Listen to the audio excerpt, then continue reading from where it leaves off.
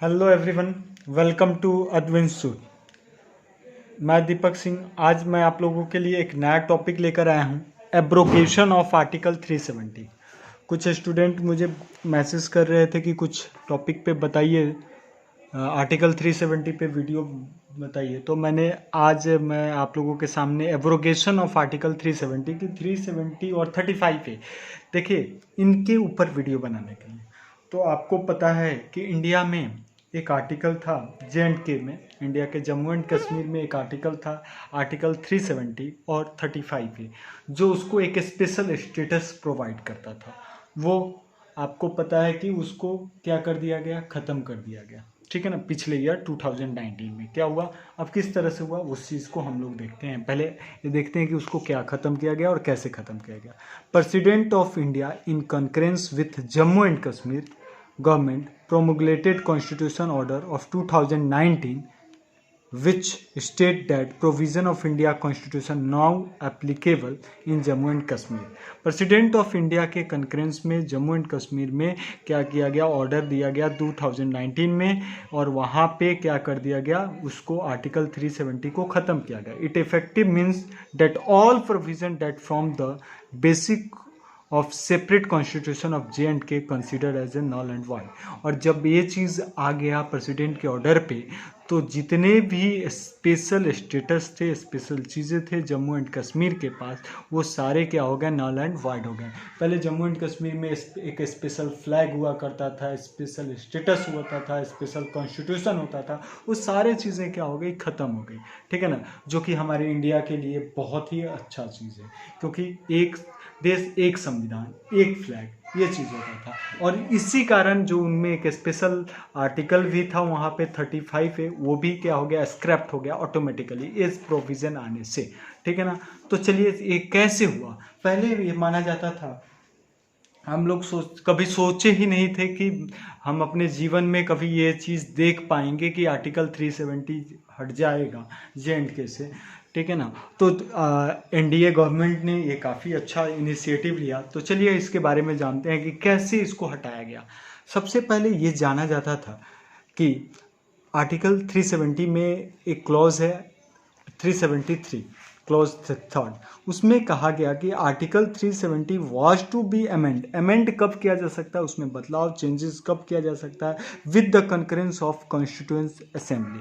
यानी उसमें आर्टिकल 370 में चेंजिंग अमेंडमेंट तभी किया जा सकता है जब उसके साथ किसके कंसर्न लेकर, कॉन्स्टिट्यूएंट असेंबली के कंसर्न में लेकर ही चेंज किया जा सकता है। तो अब देखिए कॉन्स्टिट्यूएंट असेंबली तो अब रही नहीं। ठीक है ना। जो कॉन्स्टिट्यूएंट असेंबली जो बनाई हुई होगी वो चीज़, वो तो अब नहीं रही। तो अब ये तो एक प्रॉब्लम हो गया, क्योंकि वो तो असेंबली ख़त्म हो गई। तो इसलिए माना जाता था कि ये भाई ये परमानेंट हो गया, लेकिन ऐसा नहीं है। आर्टिकल 370 के ही अंदर उसको चेंज करने का रूल था। देखिए कैसे, आर्टिकल 370 के फर्स्ट ऑफ द कॉन्स्टिट्यूशन में लिखा था, this clause enables the president to specify the matter are applicable to Jammu and Kashmir in concurrence with Jammu and Kashmir government. अब देखिए, यानी प्रेसिडेंट इसमें क्या कर सकता है, चेंज कर सकता है, उसको अप्लीकेबल कर सकता है इस क्लॉज में, और ये किसके सहायता से, जम्मू एंड कश्मीर गवर्नमेंट के सहायता से। अब देखिए क्या हुआ था पिछले ईयर 2019 में, जम्मू एंड कश्मीर के गवर्नमेंट के सहायता से। तो आपको पता है कि जम्मू एंड कश्मीर में उस समय क्या था, जम्मू एंड कश्मीर गवर्नमेंट नहीं थी उस समय। क्या था वहाँ पे, प्रेसिडेंट रूल लगा हुआ था।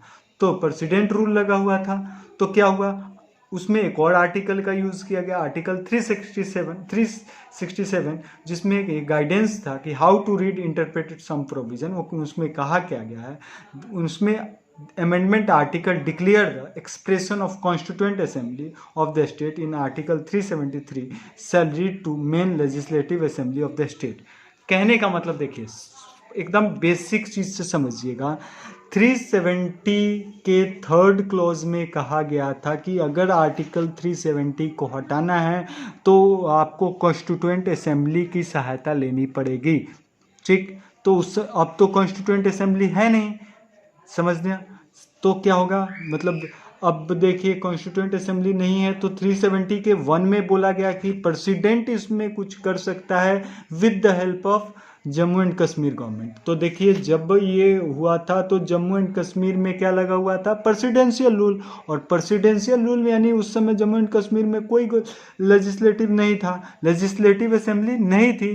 तो उन्होंने क्या किया कि आर्टिकल 367 यूज करके प्रेसिडेंट ने बोला कि लेजिस्लेटिव असेंबली ही को क्या मान लिया गया, लेजिस्लेटिव असेंबली को ही मान लिया गया कॉन्स्टिट्यूएंट असेंबली। ठीक है, समझिएगा कहानी क्या है। मैं इस पर आपको एक सेकंड में फिर से बताता हूँ, एक चीज़ समझिए विद इन अ मिनट में।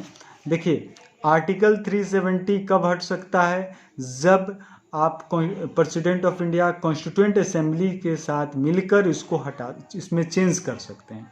तो कॉन्स्टिट्यूएंट असेंबली तो है ही नहीं, तो जब कॉन्स्टिट्यूएंट असेंबली नहीं है तो क्या होगा, तो बोला गया कि प्रेसिडेंट जम्मू एंड कश्मीर के गवर्नमेंट के साथ मिलके इसको चेंज कर सकते हैं। तो जम्मू एंड कश्मीर की गवर्नमेंट उस समय थी नहीं, उस समय क्या था, वहाँ पे प्रेसिडेंशियल रूल लगा हुआ था। प्रेसिडेंशियल रूल लगा हुआ था तो प्रेसिडेंशियल रूल में क्या होता है, मेन गवर्नर होता है, ठीक है ना।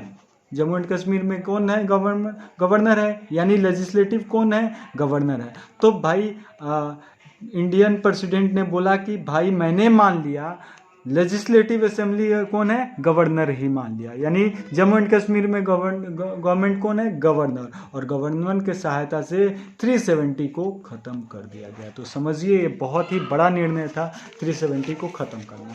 चीज़ें समझिएगा। अब इससे क्या क्या चीज़ें हुआ उसको मैं आपको विद इन अ मिनट में बताता हूँ। इसके इम्प्लीकेशन क्या क्या हुए।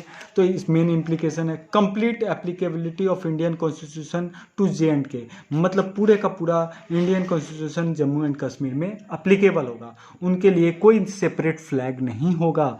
उनका जो टेन्यूर पहले 6 साल का होता था उसके जगह पे अब जम्मू कश्मीर में 5 साल का होगा टेन्यूर जम्मू कश्मीर असेंबली का। जम्मू कश्मीर असेंबली का टेन्यूर जो 6 साल का होता था 5 साल का होगा। अब देखिए वहाँ पे एक स्पेशल रणबीर पिनल कोड होता था जम्मू एंड कश्मीर में, ठीक है ना, सेपरेट पिनल कोड होता था। अब उसको जैसे पूरे इंडिया में इंडियन पिनल कोड है वही काम करेगा। ध्यान रखिएगा बहुत कुछ चेंज हुआ। आर्टिकल 356 में under which the presidential rule can be impose in any state. Article 356 जो क्या बोलता है, इमरजेंसी रूल बताता है, यानी प्रेसिडेंशियल रूल कैसे भी लगा सकता है एनी स्टेट में या यूटी में, तो वो जम्मू एंड कश्मीर में भी होगा।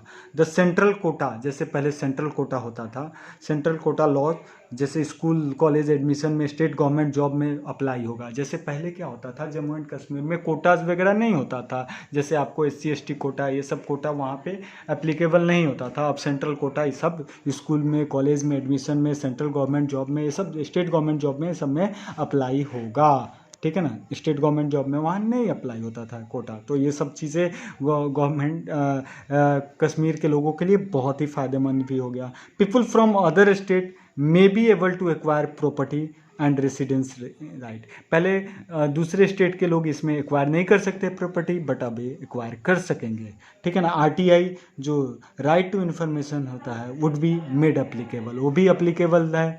फिर आते हैं certain provision of Jammu and Kashmir constituent which denied property right to native women who marry a person from outside the state में स्टैंड इनवैलिडेशन स्टेट। यानी पहले क्या प्रोविज़न था जम्मू एंड कश्मीर में कि जो अगर यहाँ की जम्मू एंड कश्मीर की लड़की या महिला किसी और पर्सन से यानी दूसरे स्टेट के पर्सन से शादी कर लेती है तो उसका जो आपका वहाँ का प्रॉपर्टी का राइट है वो सारा क्या हो जाएगा, ख़त्म हो जाएगा। पहले ये था, ठीक है ना, लेकिन ये जब 370 हटा तो ये ऐसा नहीं होगा, उसका वो चीज़ रहेगा। समझिएगा पॉइंट, पहले चीज़ें क्या था।